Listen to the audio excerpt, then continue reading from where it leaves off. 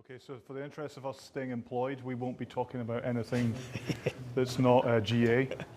Just to make that point, we got kids to feed. So yeah, welcome everybody. My name is Scott Lindsay. I'm from the VCF division. I work in a team called Advanced Services. We look after the sort of native services that sit on top of VCF. So think of private AI, data services, and VMware Live Recovery. Cormac? Oh, yeah, sorry. Hi everyone, Cormac Hogan, long-time VMware, now Broadcom employee. Background around storage, mainly some Kubernetes stuff, and more recently the data service manager. And we're delighted to be able to tell you a bit more about that today. So just before we jump in, who's actually heard of data services on the VCF platform? And if you don't know, it's okay, a few. Excellent. Okay, so this is long story, but data services now is a capability that's part of VCF 5.2. So if you own that license entitlement, you can use this product today, and you can basically switch it on and test it out. We've got a lot of good feedback from customers. We haven't yet had a customer who's tried it and not continued to use it, so that might be testament. So, disclaimer, we'll only talk about GA code, what you can buy today, what you can use today. In a few weeks, months' time, there'll be a new version, and that will have expanded capability from what we're doing today. So, this is a sort of a combination of infrastructure and developer experience solution. We've got lots of customers using it in different ways. So we're going to step through some of the challenges that we've seen when we go and talk to customers about open source databases. The guys from the Red Hat team touched on a lot of this. You know, this is a complicated business. There's lots of silos in organizations. So we're going to walk you through some of the challenges, all of the sort of smart things that Cormac's team is doing to bring capability into the platform to make it simple. What are the benefits for infrastructure teams and also for the DBA team, and more importantly from the application teams? These are our end customers. These are the teams that consume these services that sit on our platform. And then Cormac's going to have a combination of some demos and walk through what you can do today with this solution. So, I'm sort of on the sort of business development side of the house. So we come and talk to a lot of customers. They could be anything from sort of public sector, manufacturing, finance, even into retail. You know, whole spectrum. This is a common challenge. We've seen a lot of organizations have massive database growth. This is not traditional Microsoft Oracle. This is open source databases, and it's been driven by the development teams. Now, from an infrastructure perspective, we understand this is a challenge. So when we go and talk to customers, we typically get brought in at the infrastructure layer, but very quickly we uncover the source of the problem. So typically what we see is the infrastructure team are aware there's a lot of open source databases running on the network, but they may not be in control of that, and they may not have the guardrails and the operational excellence to actually run those databases. So what we see is infrastructure team are aware that this is a challenge. So then we'll go and talk to the data team if it's a DBA team. And what they'll tell us is, yeah, we're responsible for Microsoft or Oracle or SAP. We're not getting involved in Postgres or MySQL or any other open source databases. Go talk to the developers. And the developers are the teams that are deploying these databases, and depending on the customer you speak to, with varying degrees of operational excellence. So are they actually doing resilient design? Are they patching them? Are they able to manage them? Have they got full lifecycle services? And depending on the customers we talk to, that mileage varies massively. We were talking to some very large financial organizations in Europe. They had thousands of databases, open source databases, and were unable to patch them. Now, if I'm a financial services organization, that is a major no-no. So This is a real world problem. And up until now, we from a VMware perspective, didn't really make this simple for you. So going forward, this is all part of our VCF narrative story. And this infrastructure can be delivered at scale. So this is the sort of landscape we find ourselves in. You heard from the Red Hat team this morning, silos. How can we make that developer experience efficient? But more importantly, how can we put the infrastructure guardrails in place so when you deploy a database, it's replicated across multiple nodes, it's fully backed up, it's resilient just by pressing a button. So this is what we now can deliver. So I want to just talk about what we do internally, and you'll see the scale of the operation that we have, but also the benefits. So the wrong way. So this is what we do day to day in Broadcom. So Broadcom is a collection of organizations, business units. We've got 26. Each of them generate at least $2 billion each. And they are large, standalone companies under Broadcom. So we need a secure, multi-tenanted infrastructure. On a daily basis, we run approximately 200 to 220,000 virtual machines. We approximately run 15 to 20,000 containers every day on our platform, which scales 7 data centers, 15,000 devices. That's what we do day to day. We've got 10,000 developers that access this platform every day. So when we come and talk to customers and you guys, unlike when we were in VMware, we're walking the walk. When Broadcom acquired VMware, we had 40 plus data centers in VMware. Broadcom had 4. We've now got 7, and we've done this in 18 months. We've moved petabytes of data, hundreds of thousands of virtual machines into this platform, and we're seeing massive cost savings, off the charts cost savings. And from a developer experience perspective, we've massively reduced the time to request infrastructure and deploy it. There is no ticketing. It's fully self-service. It's basically you request a resource, it gets brought into the right tenant, fully deployed, automated. So not only have we done that, so this service is available to 10,000 developers internally across multiple geos, across 26 lines of business. We also consolidated all of the database infrastructure we had in the business onto Postgres. We migrated ourselves out of AWS at the same time. So we repatriated all of our workloads from RDS on-prem. And we did this in less than 6 months. And we're saving just on that line item 10 million a year. Now, so we can literally repatriate this workload. We can give you the same experience you have in AWS in your own data centers. The second thing we can do is expose it now to Kubernetes. So whether it's using our version, OpenShift's, OpenStack, it doesn't matter. We can use a combination of all three. So when we say to you we're building a private cloud, this is exactly what we're doing. So this is a reference. We'll share these slides. Alan Davidson is our CTO. We're an 800 billion organization, revenue-wise. He runs the show. And basically what we are, so his organization is effectively an internal service provider. And he now runs multiple services off this platform.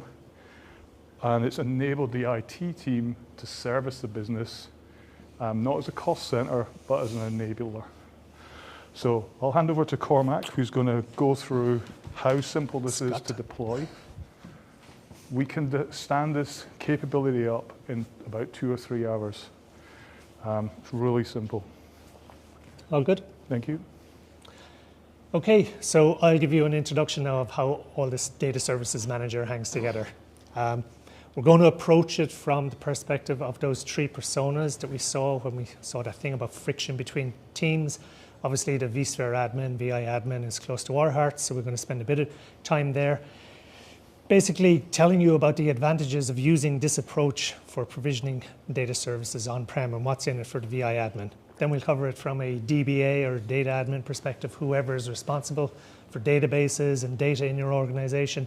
And as Scott touched on at the end user consumption experience as well, whether that's a developer or just somebody who's standing up an app, whatever the case may be. So those 3 personas is what we're going to be looking at throughout the presentation. Hopefully you can hear me okay. Yeah, good, okay. So we're going to start off. The whole point here is we want to prevent data sprawl. So we don't want databases just popping up on your vSphere infrastructure all over the place. What we want to do is corral where those data services are appearing. So with that in mind, we built this new feature called an infrastructure policy, which a VI admin can create. And basically what's in that infrastructure policy is essentially some compute, some storage, and some networking. And that is where your consumers of your data services are going to build the data services. So it's not going to just appear anywhere in the infrastructure. It'll be defined within the guidelines of this infrastructure policy. So we have a DSM manager, comes as a single appliance. It has a plugin which connects to vCenter, so it extends out your vSphere client for some data services management type operations. So essentially, your VI admin is still working in the same place. There's no context switching between different portals or anything like that. Once Data Services Manager stood up, they build that infrastructure policy, and I have a demo of what's involved in that. Okay, so we have Data Services Manager. We have a portal now for your data admins to come along, and they can now start provisioning the data services. At the moment, we offer 3 data services, but we'll focus on 2 for the moment. 2 of them are databases, Postgres and MySQL. So these are probably the most popular open source databases you're going to come across. We've spent a lot of time making those enterprise ready. We've gone really deep on them. So now going forward, as you'll see, maybe next month, maybe the month after, you'll see that we're expanding our portfolio as well. But to date, we'll offer you Postgres and MySQL and an object storage that we're partnering with our MinIO on. So once this is set up, the data team, whether it's, it could be a traditional ticketing type system, the data team will have a request from an end user, I want a database, they'll provision it, and they can just give the connection string then to the app team or whatever the case may be. However, you could also do this self-service, and you could give the app team access to the Data Services Manager portal to provision their own databases as well, if you wish to do something like that. So we can support the ticket-based approach, or we can support the self-service approach. And we'll go into it in a bit more detail as well later on. But in a nutshell, that's what we're doing. We're standing up databases. We are using Kubernetes, but it is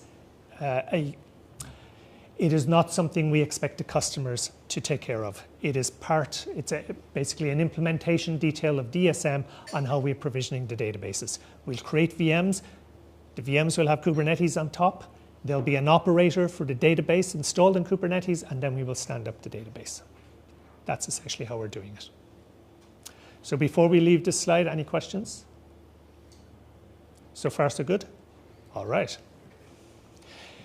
Now, not only can we do that provisioning that I just showed you, where everything is deployed on a single vSphere cluster. Now, there is availability there because of when we deploy out the database, if you require replication, we will place each node on a different ESXi host.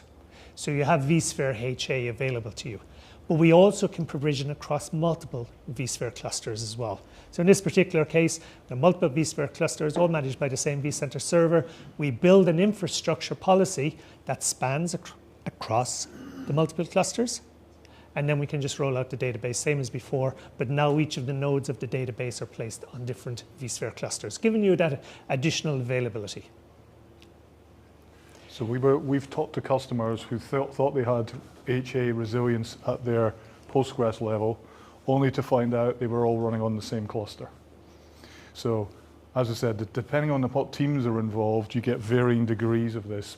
We can actually, through all the internal deployment, configure that for you automatically. Yeah. Fully controlled. So as you can imagine, these could be separate racks, maybe even different rooms, whatever the case may be, giving you that additional availability. Last but not least, some sort of DR replication scenario. In this particular case, it is two distinct, let's call them data centers, being managed by different vCenter servers. You would have a data services manager installed on each side, connected to their appropriate vCenter servers. And in that case, what you can do is you can build the database on your primary site, but have a replica on your backup site. So I've just drawn a single VM here, but that read-write primary could actually be multiple VMs again, so it could be protected in many ways on the primary site, but we can of course replicate then. And should my primary site have some sort of failure, I can promote my replicated site to become the primary, and then I could scale it out and make it highly available and so on and so forth. So does that scenario make sense as well?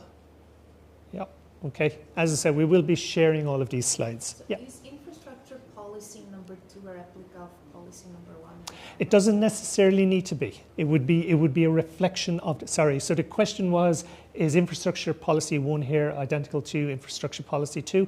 Not necessarily. It's just a reflection of the resources that you're making available, firstly on site 1, but also on site 2.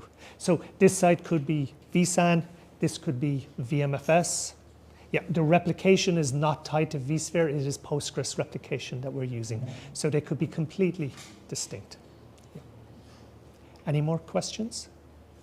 All good? Okay, great. So we'll crack on.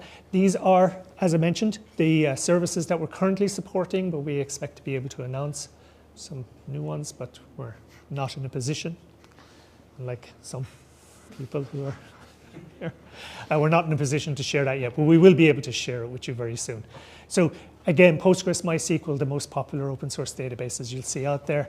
And we've heard from many customers, object storage is, front and center as well. There's a requirement around that. So at the moment, we have partnered with MinIO to deliver object storage through Data Services Manager as well. Just want to point out, we provide support for Postgres and MySQL. So these are open source projects. We've got a team of 200 people in our business that focus on these open source projects. So if you are a customer and looking for support, you can buy it from us. So we've got banking customers transitioning out of Oracle to Postgres and MySQL, and obviously they're in a compliant environment. They wanted support. They wanted a cloud-like experience. We were able to provide that support for their database teams, which has allowed them to move out of Oracle. And we're seeing this in a number of large institutions, so they can get that support from us, same as you would have for VCF. So that's something that we can provide as addition to this capability. Okay. So the benefits for the VI admin, obviously, the infrastructure policy, the controlling of resources, the preventing of data sprawl will be one of those things.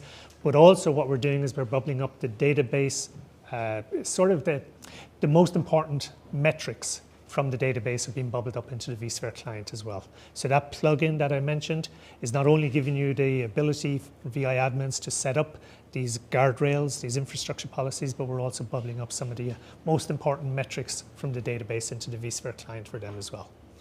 It just kind of makes it easy to have kind of one-on-one conversations with the DBA. So for instance, if a Postgres or MySQL database was performing slowly, very easily to make that relationship between a database node, a virtual machine, drill into the virtual machine metrics, try and compare and contrast what's going on. So it just assists with the whole troubleshooting type scenario.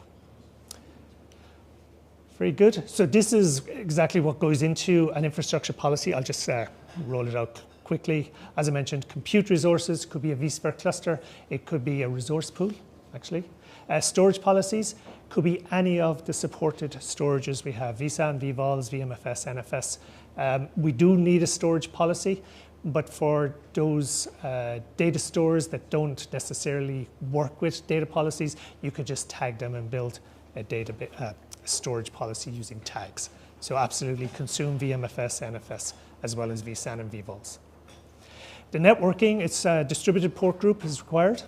And what you need to do then is you need to set aside a range of IP addresses, an IP pool, and what we'll do is we'll consume IP addresses out of that pool to plumb up the databases and data services.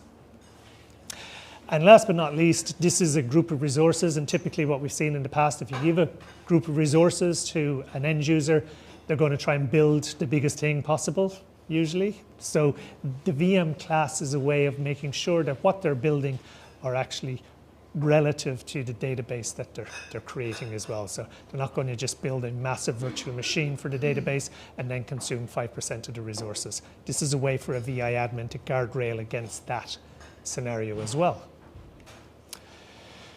Full integration with the ARIA suite. We even provide our own custom resource for ARIA automation. So you can provision databases on DSM directly from ARIA automation.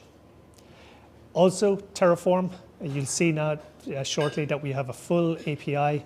It's actually based on a K8s API, so Terraform can consume YAML as well to do the same thing.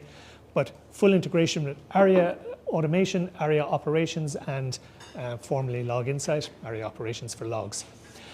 ARIA operations, I don't know if you're aware or not, but there were, we now call them integrations. They were called content packs perhaps, or just packs. Management packs, yep. So they're there for like Oracle, SQL Server, but also for Postgres and MySQL. And some work has been done recently to bring those up to date. So we'll work with those quite happily as well for ARIA operations. And then ARIA operations for logs, there's a simple form within the DSM UI where you just point it at your Log Insight server and we just start shipping the logs, both from the appliance as well as the databases to Log Insight or ARIA operations for logs. So full integration across all three of those products in the suite. So here's a very quick demo. It's just to give you an overview. This is the vSphere client, for those of you who haven't seen it. And under client plugins, you can see I have my Data Services Manager plugin. So what I'm going to do now is go to my vCenter view. You can see we've extended it now to have Data Services Manager directly in here, and this is allowing the VI admin to build these different policies. What I'm going to build in this case is a cross-cluster policy, so we can lay out the database on different vSphere clusters. So to do that, I do have to select 3 different clusters, as you can see that there. And then I'm going to build a storage policy. Each of these clusters has vSAN, so I'm going to use a vSAN storage policy. I have some DC-wide distributed switches, distributed port groups. I'm also going to use those. There's my range of IP addresses, some housekeeping with the folder, and what VM classes am I going to give to my end users to consume. You could also build your own bespoke VM classes as well if you needed to. And that's it. So that is my guardrails set in place. So now when I pop over into my DSM portal, a link of which appears in the vSphere client, and I log into my DSM portal, you can see I have some things provisioned already, but here's my infrastructure policies. So essentially now when I go ahead, and we'll see it shortly, when I build a database or a data service, I am limited to what has been defined by the VI admin in these data infrastructure policies. Does that all kind of make sense? Okay, cool. So that's sort of the VI admin's part done. They've got the resources corralled. We can now hand it off to the data admin, DBA, whoever. They can also come in here into the portal and start provisioning databases, use the infrastructure policies, but they can also use the API. And I'll come on to that later as well and show you how to use the API. So let's talk about the benefits for the DBA, or the data admin. Essentially, you might have kind of surmised this already, but one of the main things is fleet management. And it goes back to what Scott was saying about some of our customers that are already using DSM. They had difficulty in understanding what flavors of databases had been deployed, what versions of databases had been deployed, how are they going to go around and patch all of these things, how they can see are they working or not. All of these kind of things are now brought front and center into the DSM portal. So that's the fleet management aspect. I'll drill into the sort of some of the security and compliance bits later on. But every database that you provision through DSM, you can automatically enable backups. So this is one of the main things that DBAs are looking for. As I said, a lot of the DBAs we talk to, they're not so familiar with the new open source databases. They may be familiar with Oracle, they may be familiar with Microsoft SQL Server, but when it comes to the new type of cloud native databases, the Postgres and the MySQLs, they actually need a bit of help in doing some of these type of day 0, day 2 operations. And that's where we think we have quite a good fit. So the automated backups for Postgres, I'll just tell you, we do one weekly backup, one full backup weekly. We do daily incrementals, and we do write-ahead logs, they're called, basically allow you to recover to a point in time. We do that every 5 minutes or something like that. Last but not least, lifecycle management. We can also have databases automatically patched.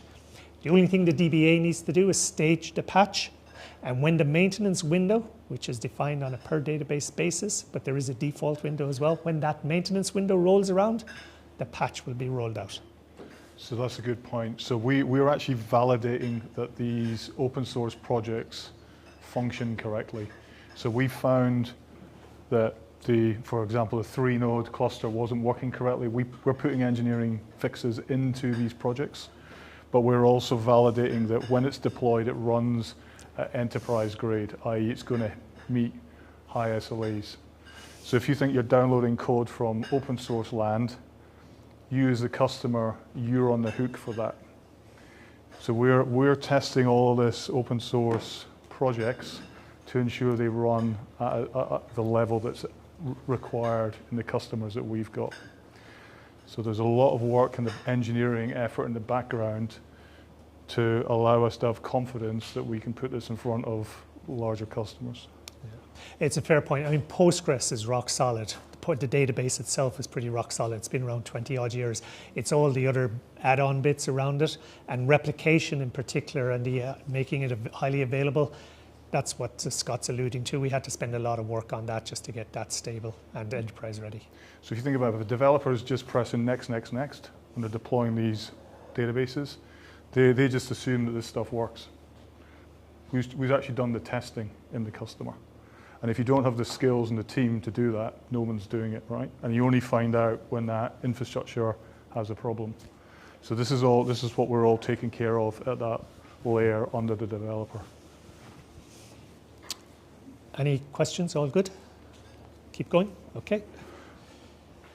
Yeah, so a little bit about the access. So we have two roles. We have an admin role and a user role. Let me just break them out a little bit. So there's an admin view. You can see they pretty much do everything, including the whole setup of DSM.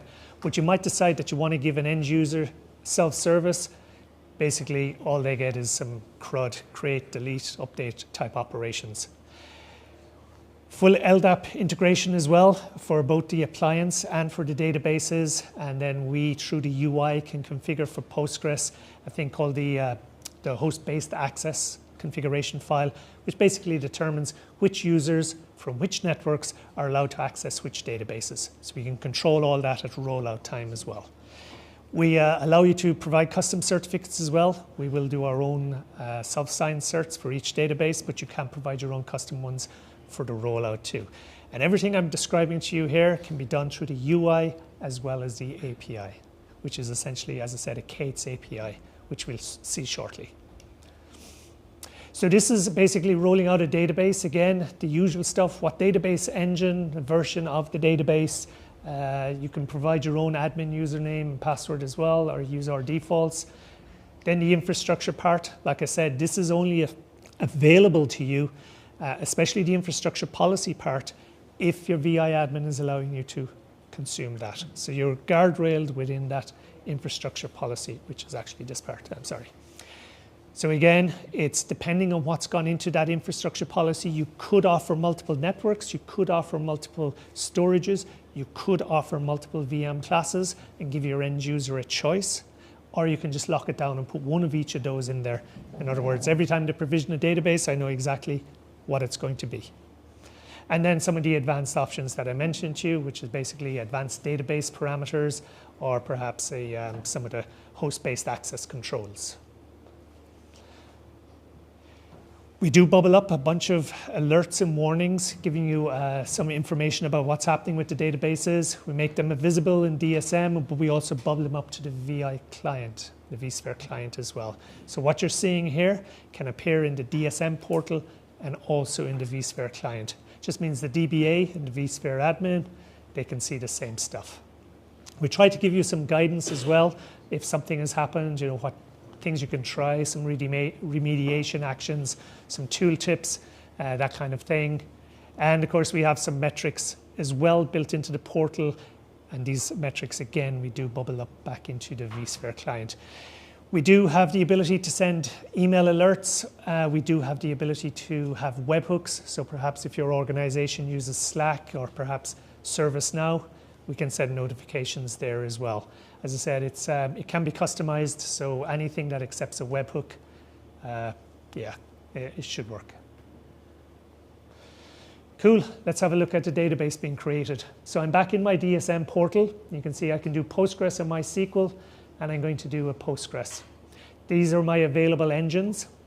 You can lock these down and just make one or, you know, just a few of them available, or make all of them available. We support 4 to 5 different major versions. You can enable directory services. As I said, you can have LDAP directly to the database as well for your users. Set up a DNS name, provide your own certificates. It needs a certificate chain, which includes the certificate of authority and also the key. There we go. Let's go down then to the topology. We mentioned these in the opening. We could have a single node, we could have a 3-node, or we could have 3-node across different clusters. Enable backups. They're on by default. You could define multiple backup locations as well, but there's only one there. There's the infrastructure policy. There's my storage. There's my different VM classes, and then you can set the size of the database disk as well. Maintenance window is on by default. You can't turn it off if you just want to take care of patching manually. And then you can add in some database parameters. Now these ones here are just specifically for area operations with the Postgres integration. These are the metrics. They basically generate a lot more metrics about the database, the Postgres database, and that's what we like to capture in area operations. And last but not least, I'm going to put in a host-based access, which basically says any user that ends with the @local username, they can access any database from any network, just by way of an example. And that's it. So we'll speed things along, and lo and behold, my database is created, and you get all of this summary information that's in here as well about the topology, about the infrastructure. We also equate the nodes to VMs here, again, just trying to help that DBA vSphere admin conversation. There's no upgrades available, but hopefully you can see down there, I can see my database options and I can see my HBA options as well. So what's happening out on the vSphere client? I can see my database, there it is. And as a VI admin, I can come in here and I can see, oh, okay, this is a 3-node. I can see what virtual machines are making up this database. I can see the utilization, blah, blah, blah. You get the idea. And I'm just spanning down through the different clusters now, showing that one node, or one of each nodes in the database has been placed on a different cluster. Magically. There you go. Cormac, can you, once you've got this stuff running, can you upgrade it, downgrade it on the fly? Yeah, so we have a bunch of things, and we'll discuss it a bit later as well, but let's say you have some kind of Black Friday event coming up, and you know your database is going to get hammered, where you can scale out the resources on that database. I know you're scaling the VM, or you're scaling the Kubernetes node, but there's only a small overhead dedicated to the Kubernetes aspect. Most of the resources are being handed off to the database. And then when you're finished, when your Black Friday event is over, you can scale it back down again. So we allow you to do that. Cool. So we're flying along. The last persona I wanted to talk to you about is this app team benefits. And we had a big presentation earlier this morning about, you know, helping the app teams out. I mentioned that we could do self-service for the app teams. We could leave them get direct access to the portal, the DSM portal, but most of the time your app teams are not interested in going click, click, click. What they want is to be able to access the API. It's a full K8s API, so all they have to do is create a YAML manifest, send it to the API server that's part of DSM, and it will provision the database for them. Now, that might be interesting, but what might even be more interesting is this concept of where the Kubernetes clusters are remote. So yes, we said we will have TKGS or VKS going forward, but not all our customers are using that. As Paul said, we have lots of customers who are also using OpenShift. So what if we had an OpenShift environment or any other Kubernetes cluster sitting outside of VCF? So maybe that there's situations after occurring here that somebody has tried to build a database and they've consumed all of the available storage on this cluster and took down the whole cluster. Or what if this was a Kubernetes cluster that was basically focused on non-persistent applications? So there's actually very little local storage here. But now suddenly they need persistent applications. They need a database. So what we can do is we can provide this Kubernetes cluster with what we call a consumption operator. And we can then build in a binding namespace which says any of the users of this cluster that have access to this binding namespace have the ability to create clusters, database clusters over on our VCF environment, over on our DSM environment. Sounds good. It's corralled, right? We have the VI admin able to build these infrastructure policies. We make sure that they're not going to fill up any of the resources that are available, and we can limit the amount of resources. So we could do this like on a per tenant basis. So each of these infrastructure policies could be given to different tenants, and we can build out many, many infrastructure policies to the different app teams that are consuming these remote Kubernetes clusters. And all they need back is a connection string, and they can retrieve that through the API as well. So that's just another kind of interesting aspect of where you might be able to use a data services manager. So this is how we operate internally. So our dev teams, they don't raise tickets now. They just self-deploy the infrastructure they need. And then when it's needing to be retired, it gets put back into the pool. So we've gone from ticketing times to 0 ticketing times. Very good. Okay. So let's have a look at the API running. It is all through the CLI command line. First thing I need is my kubeconfig, which points to my DSM server. That's my API server on DSM. And these are all the things I can do. So I can do lots of queries and lots of creating of different aspects. So I have a number of Postgres clusters already. And what I want to do is I want to create a new one. And I have a YAML manifest already created here, which is for a Postgres cluster, give it a name, goes into a default namespace, set a username, backup configuration. I can set all this through the spec as well. Directory services, yeah, I can set up LDAP access as well. What infrastructure policy? There it is. Maintenance windows, yeah, all good. So no replicas, so this is just going to be a single VM that I roll out. So just apply that. So what we can do is we should be able to switch back. Let's have a look at it running. It's probably in progress. So we can flip back to my DSM UI or DSM portal. Yeah, there it is. It's coming in there. It'll take a little bit of time. And then it's ready. So it usually takes a few minutes, probably 2 or 3 minutes to get everything stood up. You can see all of the details here, just as we've seen before. Single server this time because I had no replicas. Again, node to virtual machine relationship. There's my infrastructure policy that I put in there. Yeah, all of the details that I had in the YAML manifest are in here. Let's have another look. I think it's probably ready now. There we go. And you can describe it and get all the details about it here as well. So as I said, we do expect app users, end users to be able to consume this, but we expect that in many cases they'll want to be able to consume it through our API.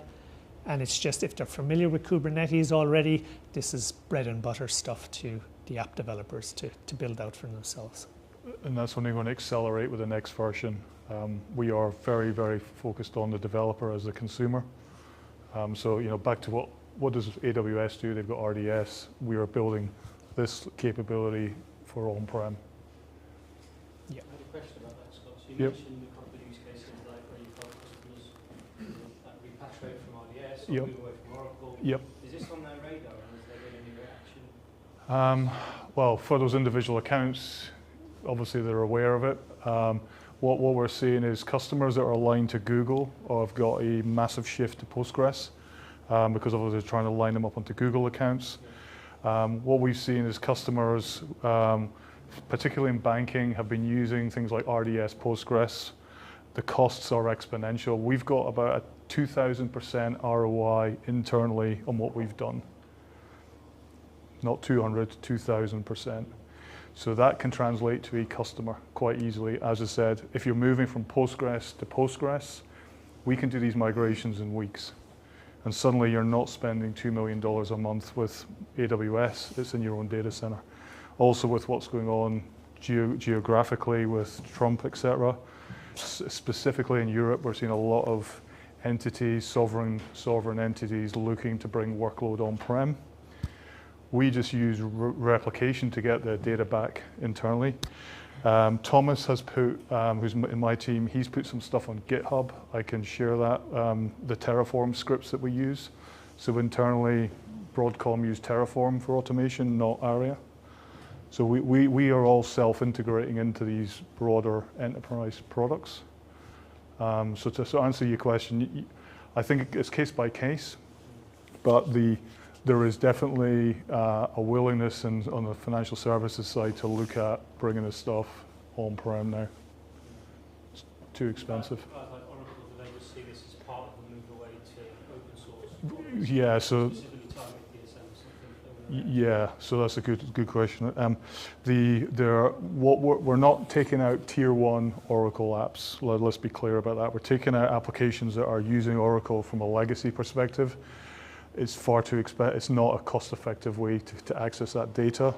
They're moving into Postgres for the features of the API richness of Postgres, and it's a way to reduce their TCO massively. You're taking millions of dollars of licensing out to just access the data. The other thing that's driving it is AI. So people don't have, they've got legacy platforms. They need to put their data into a repository or data lake to be able to feed their internal AI projects. And we're starting to see that come more up on the radar. Okay. Just one question. Of course. When you said 2,000% ROI, Yeah. to me, it looks like something that would take 2,000 days can be done in a day. How are we getting to that calculation? Because what we were paying, so we were spending roughly $10 million a year on RDS Postgres. We don't do that anymore. It's now sat in a few servers in our data center. So that's how we've got that, and we did that migration in 6 weeks. Simple as that. The things that are coming in the next release, we are going to have a lot higher density of workload due to the memory optimization and a lot of changes we've done on the platform. So you'll be able to run more workload with less resource, which then frees you up to run AI or other projects on the same infrastructure. So you've gone from $10 million spent to zero. Well, to what it costs us to run, and we run very lean. So what you've moved from is an RDS implementation to an infrastructure that's sitting on VCF, so let's just say Dell servers, sized out to host the databases. The databases we moved were all engineering. Minimum size was 500 terabytes. So we moved over 100. We're expecting to have about 150 running 24/7 in our infrastructure. That is obviously a fraction of the cost of what you're going to rent on RDS. And then you can now bring, we're not changing how the application pipelines work. We're just moving the data. And we're seeing customers. I get that. So Yep. what you're saying is you've gone from $10 million Yep. spent to $5,000 spent. 2,000% return. Yeah. That's amazing. Great. We're Are you going to be publishing that? yeah. So this is an external. This is referenceable. Yeah. So that's part of the cost savings. That was just one piece, right? We're talking about, it's not just that. We consolidated all of our database infrastructure, and we had lots of different teams. Back to what the Red Hat guys were saying, they had lots of different teams doing their own DIY systems, which we've got completely rid of. We've now got a centralized resource that can scale, and that allows you to, take out massive amount of cost, and it's fully automated. And the last thing to say is we've got 3 full FTEs running that platform. So it doesn't, and these FTEs are not, they are just generalist people. So they haven't got specific database skills, they're not developers, they're just generalists, and they're running the service that serves out. Yeah. Good. Okay. We're almost at the end. I just did want to highlight, I think we've been through most of these, but just to highlight what came out in our most recent release, the beginning of this year. Prior to, I think we've covered the multi-cluster deployments. I think we've covered 2, we've covered 4, and I think we covered 3 as well, actually, to scale up and scale down. So number 1 here is just about the upgrades lifecycle management. Up until this release, we were just doing minor versions, so you could go from, say, Postgres 15.1 to 15.2, or 2 to 3 or something like that. But now you can go from version 15 to 16. We're supporting the major version upgrades as well. Multi-cluster, yeah, we're done. Scale up and scale down. Talked about that on the Black Friday. Disaster recovery, we talked about that. Database deletion protection, it's just we keep backups around for a minimum of 30 days, even after the database is deleted, just in case you do, oops, why did I do that? I need that database back. It'll be in the backups for 30 days that you can restore from. And then last but not least, we didn't get a chance to really touch on it, but it's the object storage support in partnership with MinIO. And just by way of finishing off, I can show you a little bit about that. All of the same constructs apply for MinIO. So your VI admin will come along, build the infrastructure policy. We do have a sort of other persona now, which might be somebody like an object store admin that can build out these. It does require a database. MinIO, because we keep all of the multi-tenancy and who's able to access what in a database and not in MinIO itself. And then we roll out MinIO as a control plane and as a bunch of worker nodes, which is essentially the storage pool. So basically, any volumes that are attached to these worker nodes are what contributes towards the object store and allows you to create buckets out of that object store. So that's about it in a nutshell. And you're going to check with Garrett. Are we really done for time? I'm going to carry on to these lovely people here. Do you want to see one last demo? Okay. Can I just say one thing? Of course you can. Yeah, sorry. So you don't need to be running full-blown VCF to consume this. So if you've got the VCF license, the subscription license, you can deploy and run this on vSphere 7, Update 3 and above. Okay, so although it requires VCF licensing, you can start tomorrow if you've got vSphere at the right level.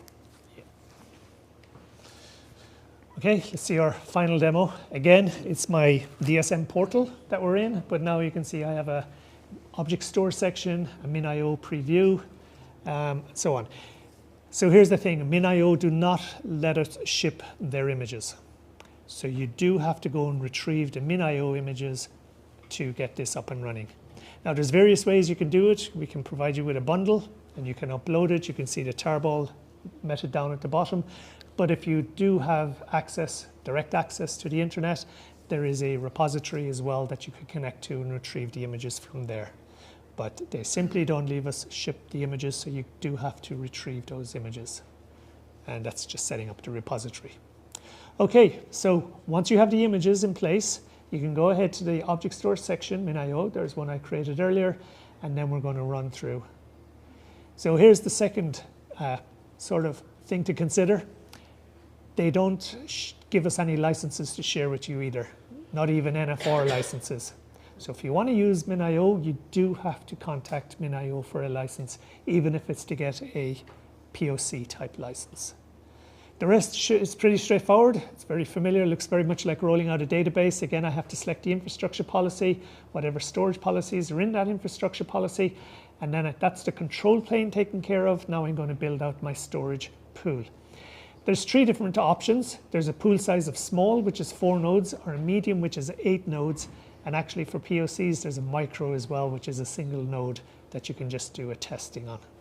VM class, same as before, and then set the size of each of the disks that are attached to each of the nodes in the storage pool. You can have up to 4 storage pools.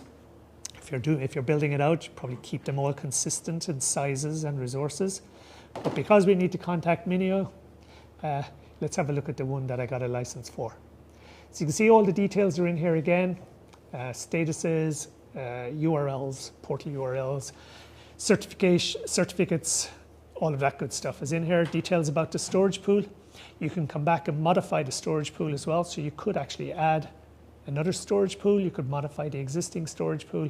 As I said, the limit is 4 storage pools, maximum of 8 nodes per storage pool, giving you the maximum size. I think it calculated at about 1.6 petabytes per object store. Okay, as I said, yeah, edit the existing or add new ones. You can do all of that from the DSM UI. So here's a link now to, we're going to have a look at some of the monitoring aspects. About that, yeah. Basically, bucket usage and everything is all bubbled up within the DSM UI. You can generate log bundles, and you can see you can audit the operations that have taken place as well. Now, up at the very top, there's the object store portal, and that will take you directly to the front end of your object store. You can log in.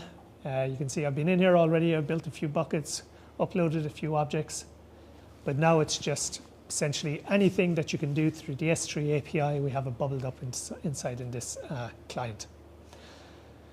Yeah, so lots of existing objects. You can have folders with objects in here as well. You can upload, download. You can turn on versioning.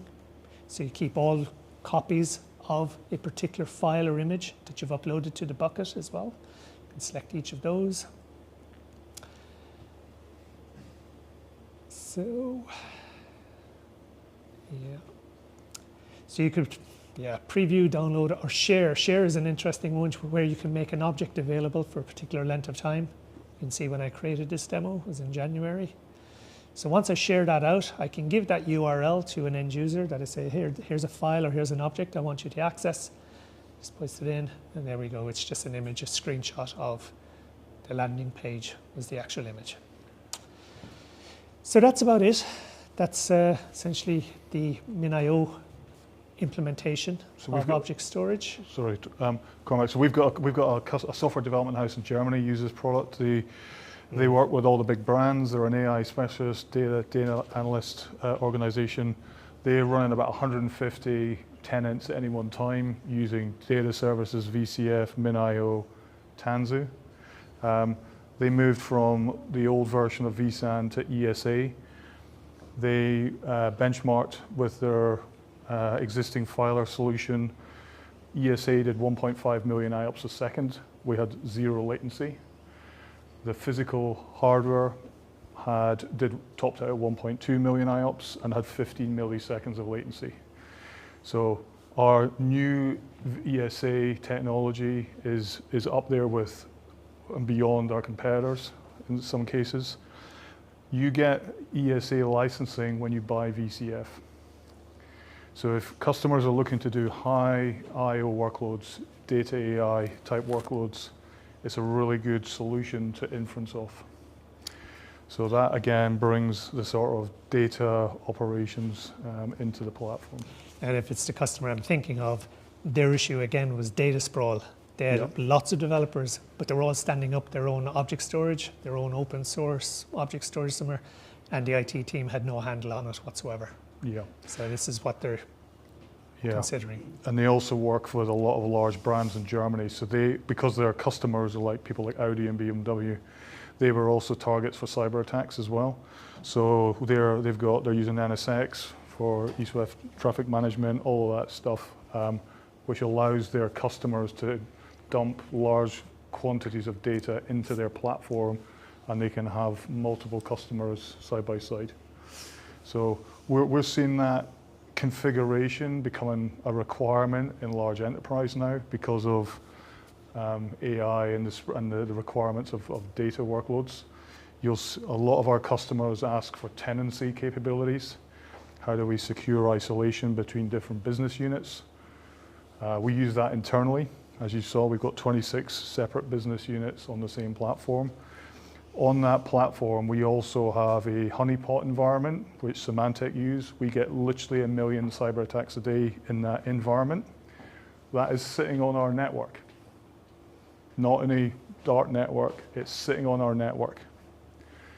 So we are using this technology at scale, and we are seeing massive operational benefits, security benefits, and our developers are having a far faster response time from the platform.